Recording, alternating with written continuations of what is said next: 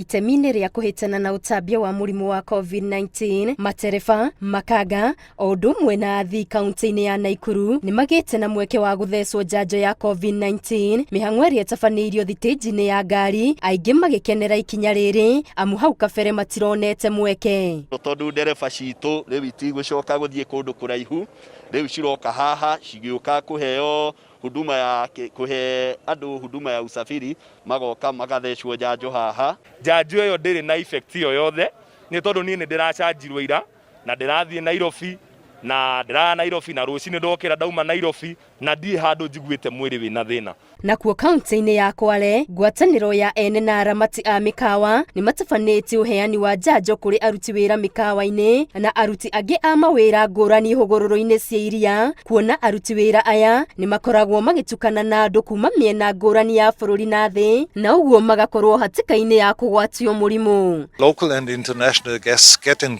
contact with our staff and they get as well on the beach in contact with the beach operators.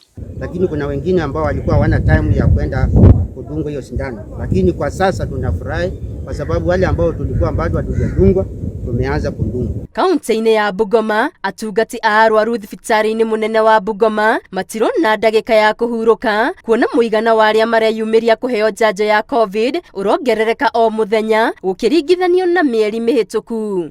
Sasa hivi wateja wamekuwa wengi. Hapo nyuma kwa wiki zilizopita namba zilikuwa zimerudi chini hadi tulikuwa tunapeana tu chanjo kwa watu kama 50 ama 60 kwa siku, lakini kuanzia Jumatatu wateja wamekuwa wengi. Jana peke yake Kandui sub-county tumeweza kufikia watu karibu 1250.